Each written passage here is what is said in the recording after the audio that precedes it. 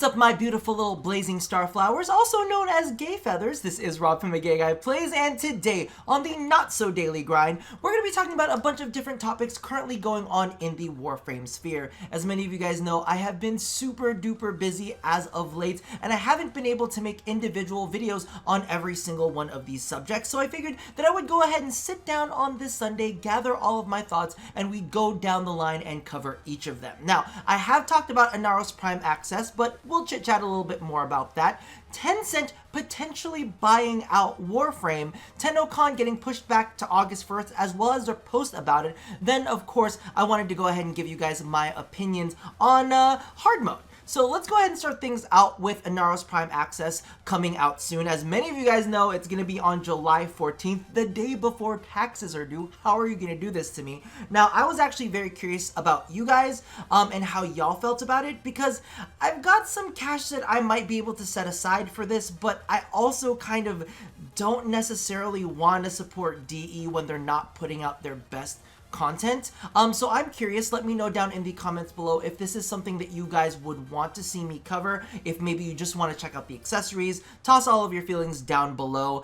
The accessories are not the worst that I've ever seen, and I am kind of curious about how they're gonna kind of like upgrade the Panthera Prime.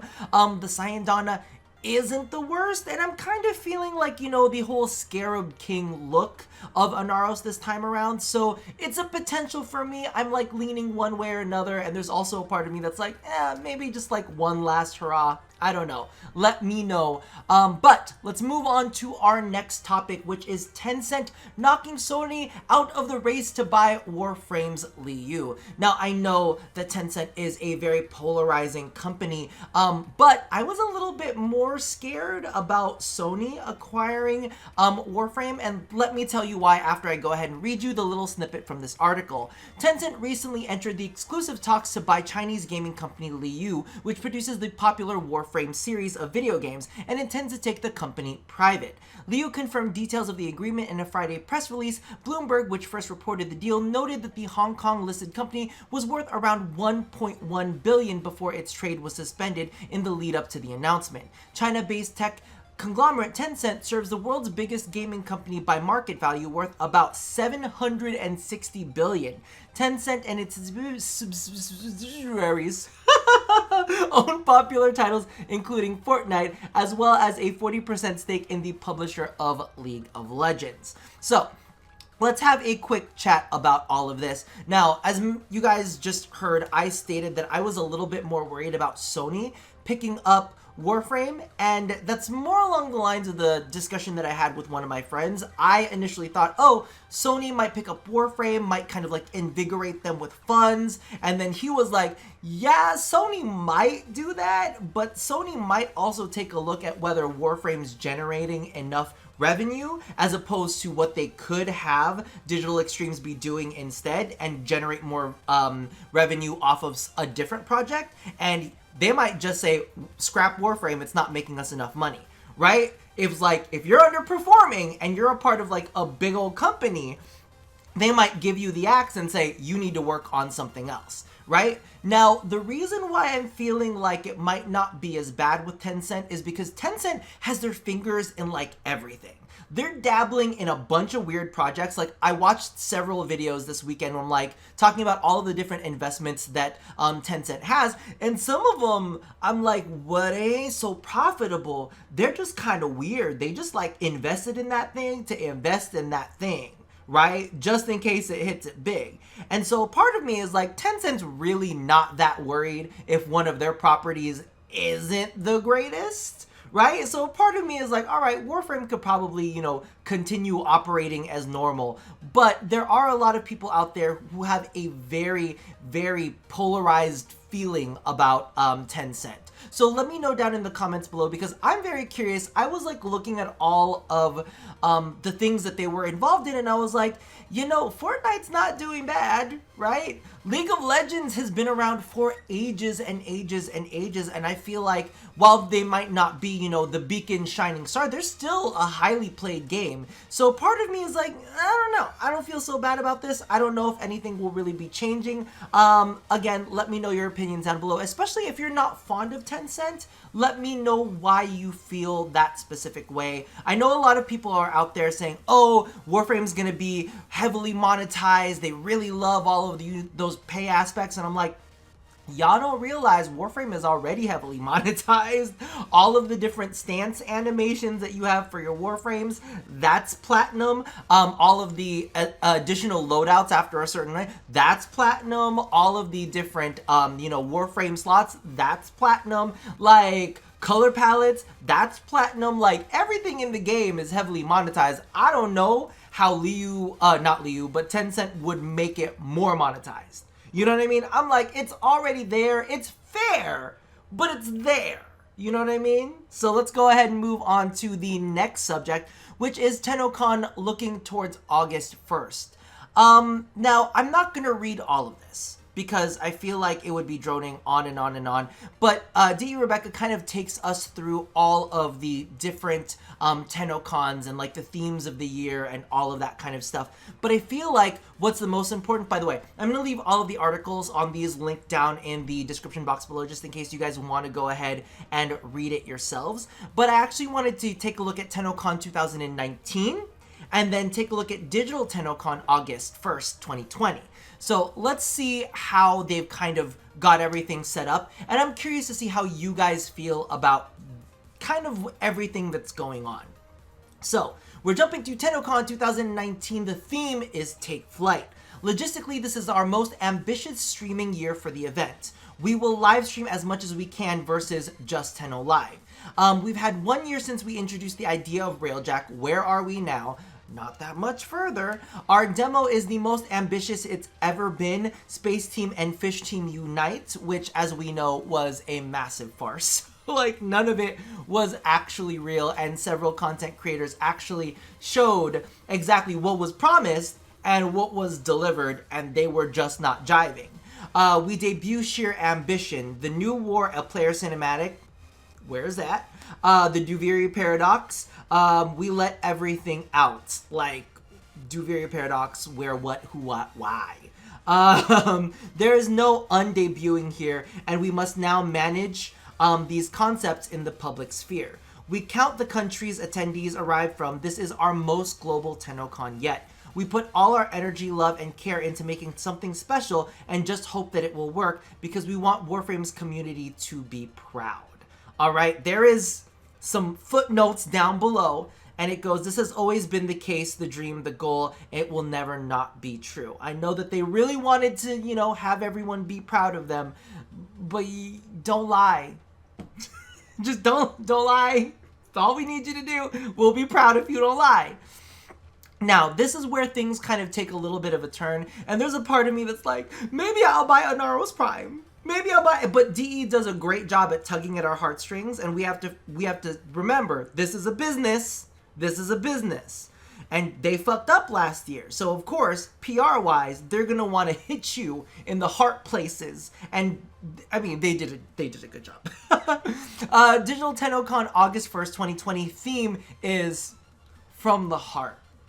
There's a part of me that wants to cry and sob like, oh, I get it. And there's a part of me that's like, from the heart or from the heart down into the wallet. It's duality. It's duality. There's the loving side. There's also the cynical side. We've had 1 year of updates, experience, and very important lessons since our last Tennocon, aka Don't Lie. We have to do something different. Not literally because there's a pandemic, but also ambition-wise, we are separated. That's the part that got me. I was like, ambition-wise, we are separated. There's those of us that want endgame and difficulty. Then there's those of us that, you just want to give us fashion for the cash-in. I don't want fashion for the cash-in. I want to be dressed to kill difficult content and endgame content. So, ambition-wise, we do feel separated. Can we bring the houses back together? We are not ready to deliver on literal expectations of the new war or the Duviri Paradox yet with no studio. I get you. I feel you. So we developed something that is not intended to be a demo, but intended to be shipped closer to Tennocon when it's ready. Yes! Ship it when it's ready. Ship it when it's right, but ship something. Because if y'all didn't know, I keep an eye on DE's earnings report, which are public, by the way. You can go and look them up. Liu does these reports. And they were down millions last year. I'm just saying. So, you know, one of the big reasons was lack of content. So ship something. Make sure it's good. We put all of our energy, love, and care into making something special and just hope that it will work. I get you. I feel you. I hope that it will work too. Because we want Warframe's community to be proud. Oh my god! Wait! They did the Warframe's community proud every year. See, this is what I mean. When DE Rebecca writes, I just want to buy Prime Access. It makes me want to buy Prime Access. It knocks me out of the reality of, yo, this is a business, they got to make money, and also they've been underperforming, and not just monetarily, but also in releases. So on August 1st, we look forward to celebrating Tennocon 2020 with you digitally all over the world. You can catch the whole day for free at twitch.tv/Warframe and join in the celebration of our relays. We look forward to showing you something that we put all of our energy, love, and care into making, and just hope that it will work because we want Warframe's community to be proud. See, I didn't read this before. I read little bits, but I didn't read the whole thing, and now it got me all like verklempt. You know what I mean? I'm just like, eyes are watering. I get it. And the big thing for me about this is there's almost this slight sound of like desperation. Like they gotta make this work and they gotta make us proud because we haven't been proud for a while. At least certain communities in Warframe have not been proud for a while. For the dedicated players, I feel like we got our face spat in plenty of times. For the veterans, do we even exist? Veterans and foundries, are we still out here? Or are we just watching Warframe videos to see if Warframe's ever gonna do anything that like actually appeals to us? For the end gamers, like, yeah, I mean, where are y'all? I mean, did y'all leave? Y'all play Monster Hunter World? Because they got the new enemy out there. I'm kind of excited. I might have to try it soon. I've been playing Dauntless though recently. I'm just saying. So for me, a part of it is like, I hope it'll work too. And I think that a lot of people hear like my frustration and my complaints, which I like to think is constructive criticism because let's be real, the last thing that I criticized actually made it into game again, in a much less exciting form than I originally pitched. But we'll talk about that when we get into hard mode. I want to be proud too. I want Warframe to be something that I'd be like, oh, they've come so long, but as of late, there's been a lot of letdowns. So when we talk about letdowns, let's go ahead and jump into our discussion of the Steel Path. I'm actually going to toss up some background footage of me playing it here. I have not like captured the footage yet, so please, I hope it's good, Gaming Rob. Alright, so let's go ahead and have a quick chat about my feelings for the Steel Path. We're going to start things off this way, and I'm not going to say any more about it because I think we can all agree that the rewards for the Steel Path are shit. I think we can all agree. It's shit. In many other games, what they like to reward you with is shit that makes sense. You're playing hard mode, so they're gonna give you rewards to tailor you to hard mode and make you better at hard mode. Not just give you an outfit for your operator. Not even for your Warframe, but for your operator. And little globes you can put in your spaceship because we really give a fuck about that. Just saying. But my quotation for this is, not endgame is not an excuse for not rewarding players for the content you release. Again, not endgame is not an excuse for not rewarding players for the content you release. See, now I feel back like into cynical Rob. I think like I was able to knock out that little content bit. I washed all of the tears from my eyes and I'm like back to reality. But I will say one thing about endgame right now. Or not endgame. Oh, I'm so sorry. This is not endgame. They needed to clarify that. About the Steel Path. I actually enjoy it. I don't enjoy it enough to play it and not be rewarded for it. Let me just clarify that. Like, I'm not sitting here like, oh my god, this is great, this is great. And my argument for that is, you know, you could be like, why don't you make a sandwich? You don't eat it, you just get to make it for the joy of making the sandwich. Go make yourself a sandwich for the joy of it, but you're not allowed to eat it. Who? What? Well, I'm not gonna cook a dinner and not eat dinner because I was just supposed to enjoy the process of cooking dinner. No, I want to be able to enjoy the process and get rewarded for the process, aka eat the damn food, right? And that's not what's happening in the Steel Path. There's just not any good rewards, and then a lot of players are saying that they feel very frustrated with the Steel Essence drops because it's not as frequent as they would like it to be, and I do feel like it's a little bit short. Like, they could up it by like 5%, and I think we'd be cool. But one of the things that I do have to say is, number one, the gameplay is far more engaging. Like, you want to stay alive. And I like the fact that it captures your attention because there's so many times where I've literally played Warframe on stream just so I could talk to stream chat. Like, I've played Monster Hunter World on stream and I get focus face. I believe it's this. And people are like, oh, he's so focused.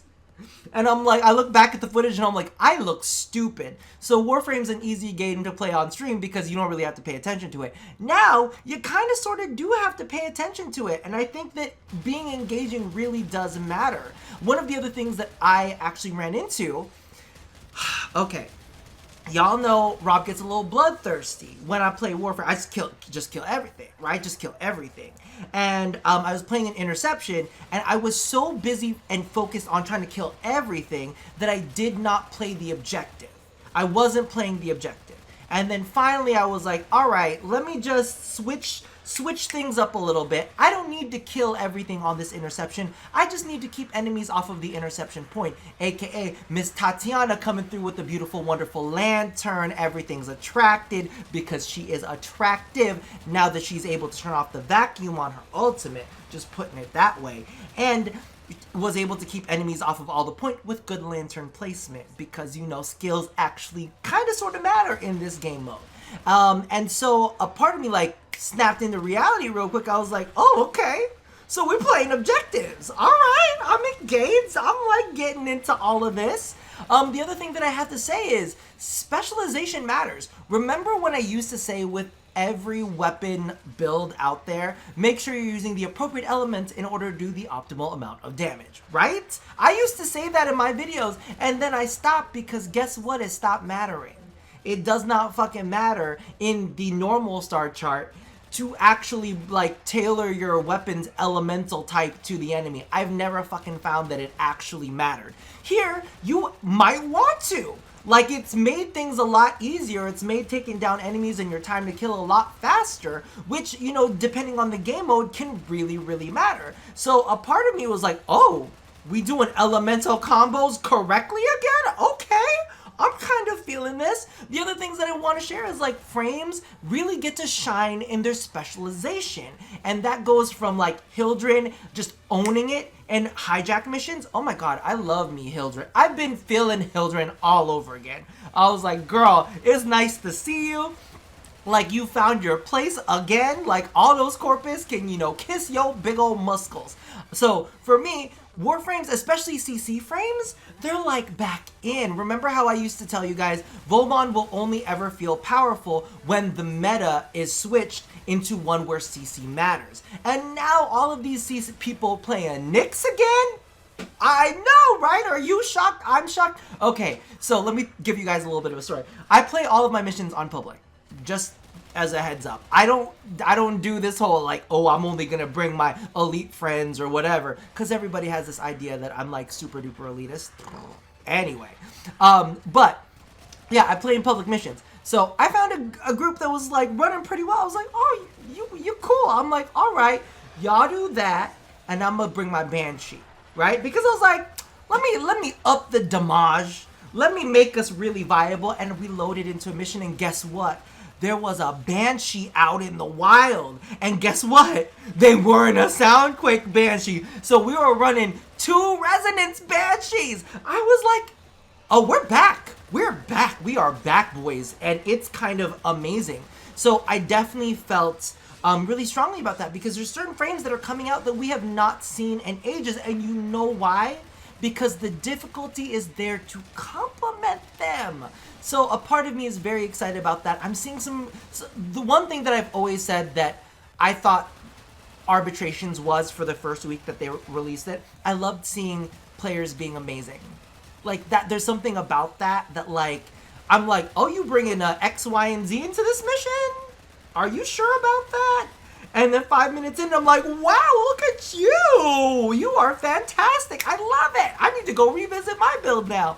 There's something about playing with other players that are at your level, if not higher, that makes you go, oh, I'm like, I don't normally play that frame, but I like how you're doing it there. Like, let me explore. And there's something about that that really inspires me to be a better player, to experiment, play outside of the box. And so I love all of that. Too bad it's not worth playing when we don't get great rewards. Now, if you're curious, I am slowly working my way through the star chart. I'm doing like maybe one moon, one planet a night. Sometimes I jump on stream and I'll knock out like a planet here, a planet there, and we'll just chill out and all of that kind of stuff. If you guys are not following me over at Twitch, make sure to come watch me live over at twitch.tv/TheGateGuyPlays and see if all of the terrible rumors about me are true. Just saying. See it firsthand. But that's my current stance on hard mode. I like it. I really, really do. But I like it enough to play it, but I don't like it enough to, you know, sit there and grind out for the really sad, pathetic rewards. Like, the one thing that I will say is they've set it up in such a way that in the future, they can go ahead and add more things to the store that are more hard mode tailored. And that's definitely what I saw in my original vision for having tokens and having having tokens and having a selling person, I don't know what to call it, but you know what I mean, and that they would be able to add more in the future, and I hope that they do add more to this, because so far this game mode, I'm quite enjoying it. Regardless, those are all of my feelings. Let me know how you guys feel about Inaros Prime Access, what's going down with Tennocon, Tencent versus Sony. Toss all of those down in the comments below, and also let me know if you like this kind of format. Again, I'm super busy during the week and I don't necessarily get a chance to like post up like this, and there's just so many things. Well, sometimes there's so many things to talk about. So toss all your feelings down in the comments below, and as always, love somebody, hurt nobody, and touch your body. Then go wash your hands. Actually, wash your hands before you touch your body. All right? I'll see you guys next time. Bye-bye. Wear a goddamn mask.